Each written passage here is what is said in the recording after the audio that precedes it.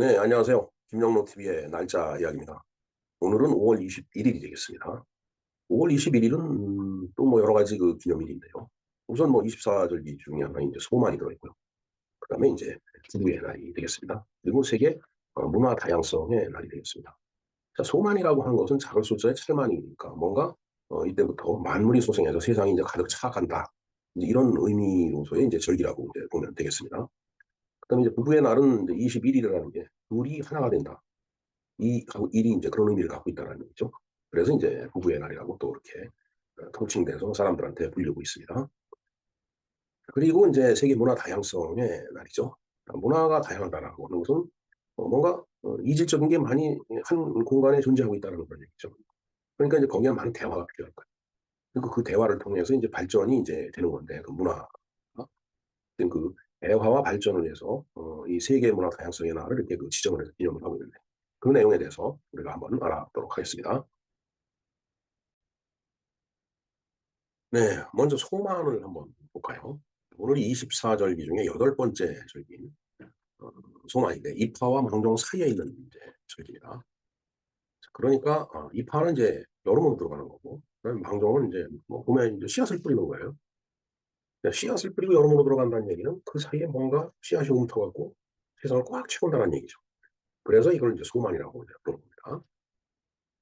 어 두 번째 보겠습니다. 우선 24절기는 기본적으로 태양의 궤도인 황도의 움직임을 기본으로 정해지므로 양력, 날짜에 연동된다. 24절기는 음력이 아니라 양력이라고 말씀을 드렸죠.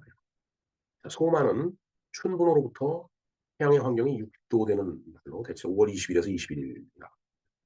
이렇게 태양의 환경이 0을 춘분에서부터 본 겁니다. 소만은 햇볕이 강해지고 만물이 무성하게 자라며 더위가 본격적으로 시작되는 날로 농촌에서는 모내기가 시작되고 고기를 붙인다. 소만이라는 말은 만물이라는 세상을 가득 채운다는 뜻에서 유래가 됐다. 앞에서 말씀드린 대로 말뜻 그대로입니다. 근데 이때쯤 되면 봄가뭄이 심하면은 모내기를 못 해갖고서 난리를 치던 시절이 있었죠. 근데 요새는 그 4대강 사업도 그렇고 그다음에 저수지를 많이 만들어 놨기 때문에 그런 면에서는 조금 후리해진 것 같아요. 제 어려서만 하더라도 논이 천수답이죠. 하늘만 바라보는 그런 그 논인데 비가 안 오니까 물이 그득한 상태에서 모를 심어야 되는데 그게 안 되니까 호미로 파 갖고서 이 물을 심는 그런 그 광경도 있었어요. 물이 지금 풍부하다라는 게 정말 그 진짜 대한민국으로는 축복입니다. 어 근데 우리나라가 1 년에 한 800 정도 오나요? 근데 그중에 한 4분의 3이 그 여름철 장마철에 다 집중돼 버리기 때문에 비가 온 다음에 그걸 다 흘려 강으로 해서 바다로 흘려 보내고 나면은 쓸 물이 없는 거예요. 그래서 며칠 전에도 그 박석순 그 교수님 얘기했는데 그분이 말씀하시기를 "우리나라는 물이 부족한 게 아니고 물 담을 그릇이 부족한 나라다."라고 얘기를 했죠. 그러니까 댐을 많이 만들어야 된다. 4 대강을 참 지금 비난하는 사람들도 많지만은 거기다 보를 만들어 갖고 물이 흐름을 좀 늦춰 갖고 물을 더 담고 있는 거예요.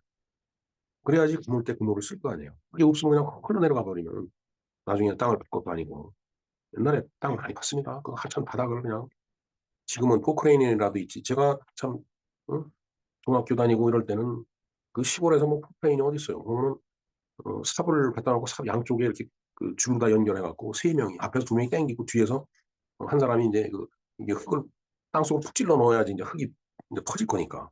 그게 3 명이 일개조가 돼 갖고서 그 하천 그 하상이죠 그냥. 그 바닥을 계속 파내고 그런 걸 봤는데 그래도 사람 키높이까지 파내도 물이 안 나와 갖고 지금은 그렇지가 않죠. 네.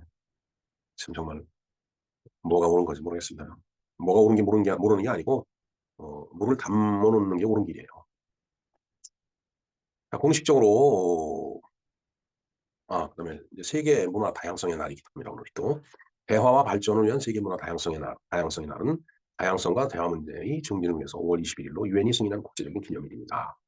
2001년 11월 유엔 총회는 유네스코의 문화 다양성에 대한 세계 선언으로 이날을 휴일로 유엔 결의안 57/249에 의해서 선포되었습니다. 공식적으로 대화와 발전을 위한 세계 문화 다양성의 날로 알려진 다양성의 날은 지역사회가 문화 다양성의 가치를 이해하고 조화롭게 함께 사는 방법을 배우도록 도와줄 수 있는 기회를 제공합니다. 이 날은 5월 바로 그 21일은 2001년 아프가니스탄에서 비마얀 불상이 파괴된 날을 기인합니다. 네, 문화 다양성. 결국은 다 문화네요. 다시 또 말을 바꾸면은. 정말 서로 이질적인 존재들이 같이 모여서 살기 위해서는 역시 대화가 필요하고 그로 인해서 발전이 가능하겠죠. 그러나 이질적인 게 너무 거칠게 부딪히면 큰 마찰이 일어난다는 것. 그래서 염두에 두고 정책을 구현해야 될 것이라고 생각합니다. 자, 그다음에 이제 부부의 날이네요. 오늘이 21일이기 때문에 둘이 하나가 된다는 뜻이에요.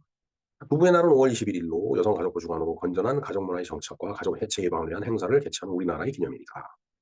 2003년 국회 청원을 거쳐 2007년부터 대통령령으로 달력에 표시되기 시작한 어엿한 법정 기념일이다. 부부의 해체를 막아야 고령화, 청소년 문제 등을 해결할 수 있다는 취지로 제정됐다. 날짜는 가정의 달인 5월에 둘이 하나가 된다는 의미에서 21일이 이제 정해진 거죠.